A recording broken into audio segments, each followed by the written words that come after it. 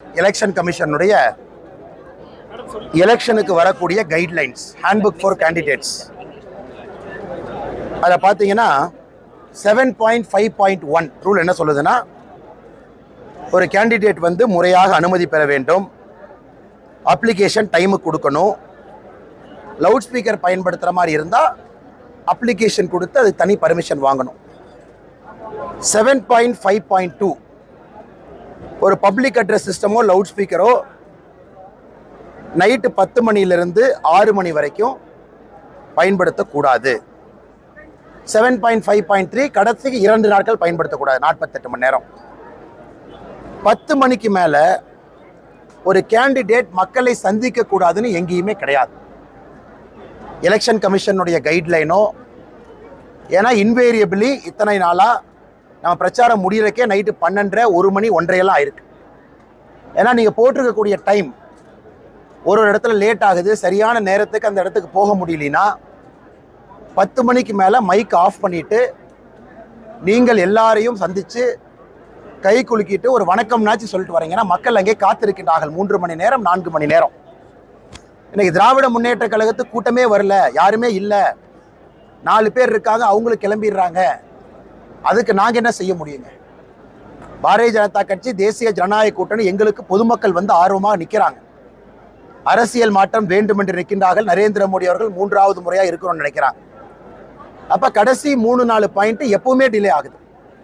இந்த எதுவும் புது பாயிண்ட் எங்கேயுமே போலிங்க. நாங்கள் 10 மணிக்கு அப்புறம் மக்களை சந்தித்து ஒரு வணக்கம் சொல்லிவிட்டு, அம்மா 10 மணிக்குள்ளே வர முடியல, பேச முடியல, 10 மணிக்கு மேலே பேசக்கூடாது, அதனால் மன்னிச்சுக்குங்க, அதை சொல்வதற்கு கூட ஏற்கனவே காவல்துறை அனுமதி கொடுத்த இடங்களுக்கு தான் நேற்று போயிருந்தோம். அங்கே காவல்துறையும் இருந்தாங்க. அதனால் பத்திரிகை நண்பர்கள், நீங்கள் போய் அந்த பகுதியில் ஆவாரம்பாளையம் உட்பட அந்த பகுதியில் போய் நீங்கள் கேட்டீங்கன்னா மக்களே சொல்வார்கள், நாங்கள் 4 மணி நேரமாக காத்திருந்தோம். ஒரு அரசியல் கட்சி 10 மணி ஆச்சு நாங்கள் மக்கள்கிட்ட பேச மாட்டோம் அப்படியே போக முடியாது. 10 மணியிலிருந்து காலை 6 மணி வரை லவுட் ஸ்பீக்கர் பயன்படுத்துவதற்கு அனுமதி இல்லை. ஆனால் 10 மணிக்கு மேலே மக்களை சந்திப்பதை யாரும் தடுக்க போகிறது கிடையாது. ஏன்னா ஏற்கனவே இது 7.5.1ல் முறையாக அனுமதி பெற்ற ரூட், புதுசாக டிவியேட் ஆகலை, டைவர்ட் ஆகலை. ஆனால் இதை வந்து எல்லோரும் புரிந்து கொள்ள வேண்டும்.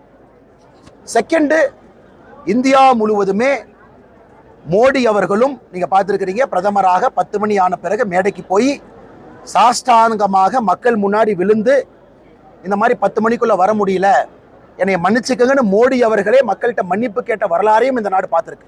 ஒரு அரசியல் தலைவர் எப்படி இருக்க வேண்டும்? ஏன்னா நம்மை தாண்டி லேட் ஆகுது.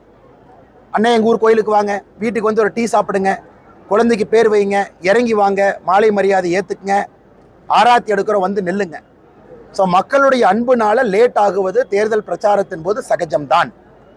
ஆனால் இன்னைக்கு திராவிட முன்னேற்ற கழகத்தினுடைய இதுதான் ரொம்ப ஆச்சரியமாக இருக்கு. அதாவது மக்களை 10 மணிக்கு மேலே சந்திச்சு, சரி காவல்துறை இருந்தாங்களே, நான் மைக்கில் பேசின வீடியோ ரிலீஸ் பண்ண சொல்லுங்கிறேன்.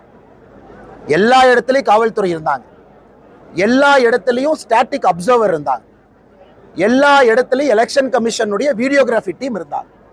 இன்னைக்கு இவ்வளவு பேசுறவங்க நான் மைக் எடுத்து 10 மணிக்கு மேலே பேசினதை அவங்க ரிலீஸ் பண்ண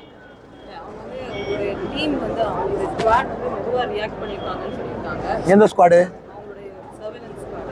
செகண்ட் வந்து இந்த மாதிரி உங்களுடைய ஹென்ச்மென் வந்து பிஜேபி ஹென்ச்மென் அட்டாக் ஆர்டர்னு சொல்லி அதான் டிஎம்கேயோட கம்ப்ளைண்ட் தான் நம்ம சொல்கிறோம். இது ஃபர்ஸ்ட் டைம். எப்பவுமே டிஎம்கே காரன் கையில் கட்டை போட்டுக்கிட்டு 2 இங்கை ஊற்றிக்கிட்டு போய் ஹாஸ்பிட்டலில் படுப்பது சகஜம்தான். இதை 70 ஆண்டு காலமாக பார்க்குறோம், இது புதுசு கிடையாது. ஆனால் இன்னைக்கு இங்கே திராவிட முன்னேற்ற கழகம் பிஜேபியை பார்த்து எந்த அளவுக்கு பயப்படுதுன்னா, திராவிட முன்னேற்ற கழகத்திற்கு கோயம்புத்தூர் பாராளுமன்ற தொகுதியில் டெபாசிட் கிடைக்காது. ஏன்னா மக்களுடைய கோபம், மக்களுடைய எழுச்சி பாரதிய ஜனதா கட்சியின் பக்கம், தேசிய ஜனநாயக கூட்டணியின் பக்கம் எல்லா பக்கம் தெரியுது. சாதாரணமாக இருக்கக்கூடிய நம்முடைய சகோதரிகள் கை குழந்தையோடு வந்து 9:30 மணி 10 மணிக்கு வீட்டுக்கு வெளியே நின்று பார்த்துட்டு போறாங்க, என்ன பேசுறாங்கன்னு கேட்கணும். இவ்வளவு பெரிய எழுச்சி கோயம்புத்தூர் பாராளுமன்ற தொகுதியில் நடக்குது. இன்னைக்கு ஆளுங்கட்சி அவங்க, பவரெல்லாம் அவங்க பக்கம், காவல்துறை சப்போர்ட் எல்லாம் அவங்க பக்கம், அத்தனை காவல்துறை இருக்கு. யாராச்சும் வந்து பிஜேபிக்காரன் எங்களை அடிச்சிட்டாங்கன்னு சொன்னாங்கன்னா நாமெல்லாம் காதில் என்ன பூ சுத்திருக்கோமா மேடம்? தமிழ்நாடு முழுவதுமே வன்முறையும் அட்டகாசமும் செய்வதற்கு ஒரு கட்சி பிறந்திருக்குன்னா திராவிட முன்னேற்ற கழகம். அதனால இன்னைக்கு அவ்வளவு பேர் இருந்தாங்க, கேமராமேன் இருந்தாங்க, ஸ்டாட்டிக் இருந்தாங்க. அவங்க யாருக்கிட்டையும் வீடியோ இல்லையா? நேற்று இரவு என் பிஜேபிக்கும் போய் 4 பேர்த்து அட்மிட் பண்ணிட்டு எங்களை அடித்தாங்கன்னு சொல்ல தெரியாதா? அதனால நம்ம ஒரு விஷயத்தை புரிந்து கொள்ள வேண்டும். கைகலப்பு அங்க வந்திருக்குன்னா திராவிட முன்னேற்ற கழகத்தினுடைய தொண்டர்கள் பாரதிய ஜனதா கட்சியினுடைய தொண்டர்களை தள்ளி இருக்காங்க. இதுதான் ஆரம்பிச்சதே அவங்க தான். எங்க தொண்டர்கள் யாரையும் தாக்கவில்லை.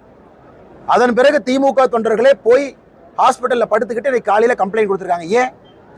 திமுக கோட்டை இங்க மக்களே வரமாட்டாங்க அப்படின்னு நினைச்சதெல்லாம் உடைத்து இன்னைக்கு சாதாரணமான மக்கள் ரோடுக்கு வந்து நின்று இந்த அரசியல் புரட்சியை நடத்த வேண்டும் என்று கோயம்புத்தூர் பாராளுமன்றத்தில் நிற்கிறாங்க.